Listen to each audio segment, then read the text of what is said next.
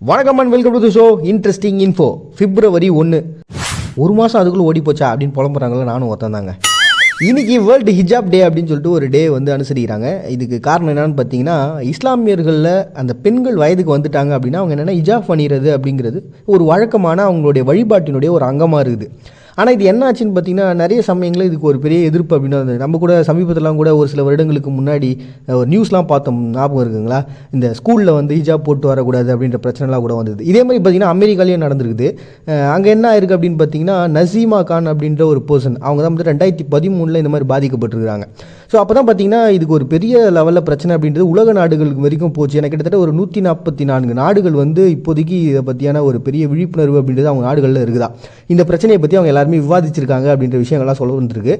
இதில் பிரச்சனை என்ன அப்படின்னு பார்த்தீங்கன்னா, ஒரு பக்கம் வந்து இது அவங்களுடைய வழிபாட்டினுடைய ஒரு அம்சம், இன்னொரு பக்கம் பார்த்தீங்கன்னா நாட்டுடைய பாதுகாப்புக்காக அப்படின்னு சொல்லிட்டு ஒரு சில நாடுகள், ஏன்னா பார்த்தீங்கன்னா இப்போ அமெரிக்கா மட்டும் இல்லைங்க, ஒரு சில நாடுகள் என்ன பண்ணியிருக்காங்க, பப்ளிக் பிளேஸ்லேயே வந்து இந்த ஹிஜாப் போடக்கூடாது அப்படின்லாம் சொல்லிட்டு தடைகள்லாம் வச்சுருக்காங்களாம். அந்தளவுக்கு ஒரு பிரச்சனை அப்படின்றது போயிட்டுருக்கு. இன்னொரு பக்கம் பார்த்தீங்கன்னா, ஒரு நாட்டில் எந்த கடவுளை வழிபடணும், நம்ம எந்த உடையை போடணும் அப்படின்றது பேசிக்கான ஒரு உரிமை இல்லையா? அந்த உரிமையை எங்ககிட்ட பறிக்கிறதுன்றது நியாயமே இல்லாத ஒரு விஷயம்னு சொல்லிட்டு இவங்க ஒரு பக்கம் வந்து அதுக்கு எதிர்ப்பு அப்படின்றது தெரிவிச்சுட்டு தான் இருக்காங்க. இப்படி ஒரு முரண்பட்ட கருத்துக்களோட ஒரு பெரிய சர்ச்சைக்குரிய இந்த விஷயத்தை பார்த்தீங்கன்னா, ஒரு பெண் வந்து போல்டா, நசீமா கான் அப்படின்னு சொல்லிட்டு ஒருத்தவங்க போல்டா வந்து இதை பற்றி வெளியில் சொல்லி இதுக்காக ஒரு டே உருவாக்கணும், இந்த விழிப்புணர்வும் இந்த பற்றியான ஒரு முக்கியமான தகவலை எங்களுடைய கருத்து என்ன அப்படிங்கிறத உலகம் புரிஞ்சுக்கணும் அப்படின்றதுக்காக உருவாக்கப்பட்ட ஒரு தினம் தான் பார்த்தீங்கன்னா ஹிஜாப் டே அப்படின்னு சொல்லிட்டு ஒரு டே அனுசரிக்கிறாங்க பிப்ரவரி 1. நெக்ஸ்ட் வேர்ல்டு ஆஸ்பெர்கில்லோசிஸ் டே அப்படின்னு சொல்லிட்டு ஒரு டேங்க. நம்ம ஊரை பொறுத்த வரைக்கும் வந்து போருக்கு போய் செத்தவனோட இந்த போருக்கு பயந்து செத்தவன் தான் ஜாஸ்தி அப்படின்வாங்க, கேள்விப்பட்டிருக்கீங்களா? அந்த மாதிரி தான் பார்த்தீங்கன்னா டெய்லி ஏதாவது ஒரு நோய் வந்து சொல்லிக்கிட்டே இருக்கிறாங்க. அப்படி ஒன்று தான் பார்த்தீங்கன்னா இந்த ஆஸ்பெர்கில்லோசிஸ் அப்படின்ற ஒரு நோயும் கூட. இது என்னன்னு பார்த்தீங்கன்னா, காற்றே வந்து விஷமாச்சு. இந்த மனுஷ பயப்புள்ளிங்க இந்த பூமிக்கு வந்ததுலேருந்து பார்த்தீங்கன்னா எல்லாமே கெட்டு போய் இப்போ பார்த்தீங்கன்னா காற்றையும் கெடுத்துறாங்க.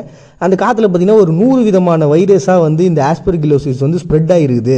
எப்போ வேணால் யாரை வேணால் தாக்கலாம். இந்த கோவிட் மாதிரி இதுவுமே ஒரு மிகப்பெரிய பிரச்சனை தான் அப்படின்றத புரிஞ்சுங்க. இது ரொம்ப வருஷமாக இருந்துகிட்டு இருக்கு. ஸோ உங்களுக்கு வந்து ஏதாவது ஒரு சைடு எஃபெக்ட் என்ன பிரச்சனைங்க உங்கள் லங்ஸில் இருக்குது அப்படின்னா உடனே போய் நீங்கள் டாக்டரை பாருங்கள். ஏன்னா இது ஆல்ரெடி அஃபெக்ட் ஆனவங்களுக்கு ரொம்ப ஈஸியாகவே அஃபெக்ட் ஆகிடும் அப்படின்னு சொல்லிட்டு மக்களை வந்து விழிப்புணர்வு ஏற்படுத்தணும் ஒரு தினமாக தான் இந்த ஒரு டே வந்து சூஸ் பண்ணியிருக்காங்க. சப்போஸ் இது உங்களுக்கு வந்து ஒரு பெரிய ஃபீலிங்காக இருக்குது, நம்ம போய் பார்க்கணும் அப்படின்னு நினச்சிங்கன்னா போயிட்டு ஒரு எக்ஸ்ரே ஒன்று எடுத்து பார்த்துட்டிங்க அப்படின்னா உங்களுக்கு ஃபுல்ஃபில்டாக இது பற்றியான ஒரு தொற்று அப்படின்றது, இந்த பூஞ்சை தொற்றுன்றது உங்கள் லங்ஸில் இருக்குதா இல்லையா அப்படின்றத கிளியர் கட்டாக நம்ம பார்த்து தெரிஞ்சுக்கலாம்ப்பா அப்படின்னு சொல்லிட்டு ஒரு விழிப்புணர்வு ஏற்படுத்தும் தினமாக தான் பார்த்தீங்கன்னா இந்த வேர்ல்டு ஆஸ்பெர்கில்லோசிஸ் டே அப்படின்னு சொல்லிட்டு ஒரு டே வந்து நேஷனல் ஆஸ்பெர்கில்லோசிஸ் சென்டர் 2018 உருவாக்கியிருக்கிறாங்க பிப்ரவரி 1. நெக்ஸ்ட் ஃபெடரல் டெரிட்டரி டே அப்படின்னு சொல்லிட்டு மலேசியா ஒரு டே வந்து செலிப்ரேட் பண்ணுறாங்க. தனியாக இருக்கிறத விட கும்பலாக இருக்கிறது தான் வந்து பாதுகாப்பு அப்படின்னு சொல்லிட்டு இவங்க ஃபீல் பண்ணாங்களான்னு தெரில. ஏன்னா நம்ம நாடே பார்த்தீங்கன்னா ஒரு கூட்டாட்சி பிரதேசம் தானே, எல்லாருமே ஒன்றா சேர்ந்து தானே இருக்கிறோம். அந்த ஒரு ஒட்டுமை தான் பார்த்தீங்கன்னா இந்த உலக நாடுகளுக்கு சவால் ஒரு அளவுக்கு நம்ம பயங்கரமாக சாதிச்சுன்னு இருக்கிறோம். அந்த மாதிரியான ஒரு விஷயம் தாங்க. ஃபஸ்ட் டைமாக பார்த்தீங்கன்னா கோலாலம்பூர் அப்படின்ற ஒரு பிளேஸ் வந்து 1974 மலேசியாவோட ஜாயின் பண்ணுறாங்க. அதுக்கப்புறமா லாபுவான் அப்படின்னு சொல்லிட்டு 1984 ஜாயின் பண்ணாங்க. அதுக்கப்புறம் புத்ரஜயா அப்படின்ற ஒரு பிளேஸ் 2001 ஜாயின் பண்ணாங்க. இப்படி ஒரு 3 பேருமே வந்து ஒன்றா சேர்ந்து மலேசியாவாக வந்து ஒரு கூட்டாட்சி பிரதேசமாக மாறின அந்த நாளை தான் பார்த்தீங்கன்னா நம்மளாம் ஒன்றுடா அண்ணனுங்கடா தம்பிங்கடா அப்படின்னு சொல்லிட்டு பயங்கரமாக செலிப்ரேட் பண்ணுறாங்க. அப்படி செலிப்ரேட் பண்ணுற டே தான் பார்த்தீங்கன்னா ஃபெடரல் டெரிட்டரி டே அப்படின்னு சொல்லிட்டு மலேசியா செலிப்ரேட் பண்ணுறாங்க பிப்ரவரி 1. நெக்ஸ்ட் மொரிஷியஸில் அபாலிஷன் டே அப்படின்னு சொல்லிட்டு ஒரு டே வந்து செலிப்ரேட் பண்ணுறாங்கப்பா. இது செலிப்ரேட் பண்ணுறதுக்கான காரணம் என்னன்னு பார்த்தீங்கன்னா, மொரிஷியஸுங்கிற ஒரு தீவுக்குள்ளே கிட்டத்தட்ட 1640 ஃபர்ஸ்ட் டைம் என்ன பண்ணாங்க, டச்சுக்காரங்க வந்து அங்கே அடிமைகளை கொண்டு வந்துருக்குறாங்க. அதுக்கப்புறம் பார்த்தீங்கன்னா இந்த மாதிரி மலகாசி அடிமைகள் ஆல்ரெடி இருக்க, அதை தொடர்ந்து பார்த்தீங்கன்னா 18ஆம் நூற்றாண்டில் ஃப்ரெஞ்சுக்காரங்க மறுபடியும் அடிமைகளை கொண்டு வராங்க. அதை தொடர்ந்து மறுபடியும் 1810 ஆங்கிலேயர்கள் வந்து தன்னுடைய அடிமைகள்லாம் உள்ளே கொண்டு வராங்க. இப்படியே பார்த்தீங்கன்னா அந்த சமயத்தில் கிட்டத்தட்ட 70% நாட்டோட மக்கள் தொகையில் வெறும் அடிமைகள் மட்டுமே இருந்திருக்காங்க. அப்போ எந்த அளவுக்கு ஒரு பெரிய பாதிப்பு இந்த நாடு சந்திச்சிருக்கும் பார்த்துங்க.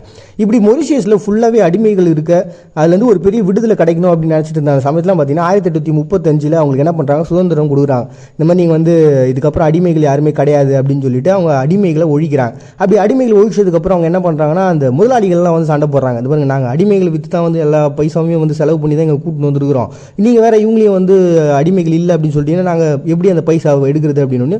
சரி எல்லாருக்கும் வந்து $2 மில்லியன் வந்து கொடுங்க அப்படின்னு சொல்லிட்டு எல்லாருக்கும் வந்து பணமும் கொடுத்துருக்குறாங்க. இப்படி தான் பார்த்தீங்கன்னா அந்த அடிமைத்தனத்தை வந்து ஒழிச்சிருக்கிறாங்க. இப்படி அந்த அடிமைத்தனம் ஒழிஞ்சது இல்லையா, அப்படி அந்த ஒழிஞ்ச நாளை தான் பார்த்தீங்கன்னா மொரிஷியஸ் அபாலிஷன் டே அப்படின்னு சொல்லிட்டு ஒரு டே வந்து செலிப்ரேட் பண்ணுறாங்க பிப்ரவரி 1. நெக்ஸ்ட்டு ருவாண்டாவில் மாவீரர்கள் தினம் அப்படின்னு சொல்லிட்டு ஒரு டே வந்து செலிப்ரேட் பண்ணுறாங்கப்பா. இது வந்து ஒரு பெரிய பிரச்சனைங்க. துச்சி ஹிட்டு அப்படின்னு சொல்லிட்டு 2 இனக்குழுக்கள். இந்த 2 இனக்குழுக்களும் பார்த்தீங்கன்னா ஆதி காலத்துலேருந்தே சண்டை அப்படின்னு சொல்லலாம். எதனால் சண்டை அப்படின்னு ஒரு வரையறைக்குள்ளே கொண்டு வர முடியாத அளவுக்கு சண்டை. இவங்க 2 பேர் பார்த்தாலே அடிச்சுப்பாங்கன்னா பார்த்துங்களேன். இந்த ஹிட்டுக்கள் என்ன பண்ணுறாங்க, துச்சிகளை வந்து கொலை பண்ணி அவங்களோட இடத்தெல்லாம் எரிச்சு அவங்க வந்து நாட்டை விட்டு அனுப்புகிறாங்க. இப்படி பார்த்தீங்கன்னா கிட்டத்தட்ட 3 லட்சம் பேர் அகதிகளாக வெளிநாட்டுக்கு போயிருக்காங்க அப்படின்ற மாதிரி ஒரு தகவலாம் சொல்கிறாங்க. அது எந்தளவுக்கு உண்மைன்னு தெரில. ஸோ இப்படி போனவங்க என்ன பண்ணுறாங்கன்னா மறுபடியும் இவங்க நாட்டுக்குள்ளே திரும்பி வந்து கிளர்ச்சிகள்லாம் பண்ணி பிரச்சனை பண்ணி மறுபடியும் அந்த ஹிட்டுன்ற அவங்களுடைய ஆட்சியை வந்து தூக்கி எறிகிறாங்க. அப்படி எரிஞ்ச அந்த நாளை தான் பார்த்தீங்கன்னா அதுக்காக உயிர் கொடுத்தாங்க இல்லையா, அப்படிப்பட்டவங்களை நினைவு கூறணுன்றதுக்காக மாவீரர்கள் தினம் சொல்லிட்டு அனுசரிக்கிறாங்க Rwanda February 1. Next national freedom day அப்படின்னு சொல்லிட்டு ஒரு டே வந்து செலிப்ரேட் பண்ணுறாங்க அமெரிக்கா. இது காரணம் என்ன பார்த்தீங்கன்னா 1865 ஆப்ரஹாம் லிங்கன் அவர் தாங்க ஃபஸ்ட் டைமாக என்ன பண்ணுறாரு, இந்த அடிமைத்தன ஒழிப்புக்கு முதல்ல சைன் பண்ணுறாருங்க. இந்த திருத்தம் பார்த்தீங்கன்னா 13வது திருத்தம் அப்படின்னு சொல்லிட்டு அவங்க நாட்டில் சொல்லப்படுது. இந்த மனுஷன் மட்டும் அன்றைக்கி சைன் போடலன்னு வச்சிங்களேன், அந்த அடிமைத்தனம் அப்படின்றது இன்னும் ஒரு 200-300 வருஷங்களுக்கு கூட அப்படியே கடந்து வந்திருக்கும். அந்தளவுக்கு ஒரு பெரிய பிரச்சனையை கொடுத்துருக்கோம். நிறைய மக்கள் அடிமையாக பல வருஷங்களாக வந்து படாத பாடுபட்டிருப்பாங்க. இது எல்லாத்தையும் ஒழிக்கிறதுக்கு ஒரு ஃபஸ்ட் டைமாக அந்த ஆப்ரஹாம் லிங்கன் அவர்கள் அதுக்காக ஒரு சைன் பண்ணார் இல்லையா. ஸோ அந்த நாளை தான் பார்த்தீங்கன்னா நேஷ்னல் ஃப்ரீடம் டே அப்படின்னு சொல்லிட்டு செலிப்ரேட் பண்ணுறாங்க அமெரிக்கா February 1. நெக்ஸ்ட் ஹங்கேரியில் குடியரசு தினம் கொண்டாடுறாங்கப்பா. இவங்க நாட்டை பொறுத்த வரைக்கும் ஏகப்பட்ட குடியரசு தினம் இருக்குது. காரணம் என்ன அப்படின்னு பார்த்தீங்கன்னா ஆஸ்ட்ரோ ஹங்கேரி அப்படின்னு சொல்லிட்டு ஃபஸ்ட்டு ஒரு ராஜ்யம் இருந்தது. அது வந்து பார்த்தீங்கன்னா 1918 தூக்கி எறியப்பட்டு ஜனநாயக ஆட்சி வந்து அங்கே வருது. அது தொடர்ந்து 1920 சோவியத்துன்னு வராங்க. ஒரு கட்டத்துக்கு அப்புறம் எத்தனை பேர் தான் எங்களை ஆட்சி பண்ணுவீங்க, நாங்கள் யார் தான் முதல்ல அதில் ஒரு முடிவு வாங்கன்னு சொல்லிட்டு 1949 நம்ம எல்லாரும் கம்யூனிஸ்ட்டுன்னு சொல்லிட்டு ஒரு முடிவுக்கு வந்தாங்க. அப்படி வந்தால் அந்த நாளை தான் பார்த்தீங்கன்னா அந்த ஹங்கேரி குடியரசு தினம் அப்படின்னு சொல்லிட்டு செலிப்ரேட் பண்ணுறாங்க இன்றைக்கி February 1. நெக்ஸ்ட் இம்போலக் டே அப்படின்னு சொல்லிட்டு ஒரு டேங்க. இந்த டேவை பொறுத்த வரைக்கும் சொல்லணும் அப்படின்னா இதுவும் போகி தான். இது வந்து ஆனால் என்ன ஒன்றா சின்ன சின்ன விஷயங்கள் மட்டும் மாறும். இவங்க கும்புற கடவுள் பேர் வந்து ஃபிக்ரிட்டு, இது வந்து ஐரிஷ் மொழியிலேருந்து வந்திருக்கு. இப்படி இம்போலக் அப்படின்ற ஒரு பிளேஸில் இம்போலக் டே அப்படின்னு சொல்லிட்டு ஒரு டே, அதாவது பருவநிலை மாற்றங்க, அதை வந்து போகியாக வந்து இவங்க கொண்டாடிட்டு இருக்காங்க. ஸோ அப்படி கொண்டாடுற ஒரு டே தான் பார்த்தீங்கன்னா இம்போலக் டே அப்படின்னு சொல்லிட்டு செலிப்ரேட் பண்ணுறாங்க இம்போலக் மக்கள் February 1. இறக்கப் போகும் வாழ்வில் எதை அடைவது, இருக்கும் வாழ்வில் எதை தேடுவது, பிறப்பே வழியை உணரத்தான் என உணர்ந்ததும் வருந்தியே போகும் வாழ்வில் இறப்பே போதும். மறுபடியும் எல்லாரும் நாளைக்கு வந்து சந்திக்கிறார். உங்ககிட்ட விடைபெறுவது நான் உங்கள் பாண்டியன். நீங்கள் பார்த்துட்டு இருக்கீங்க இந்த நிகழ்ச்சி இன்ட்ரெஸ்டிங் இன்ஃபோ.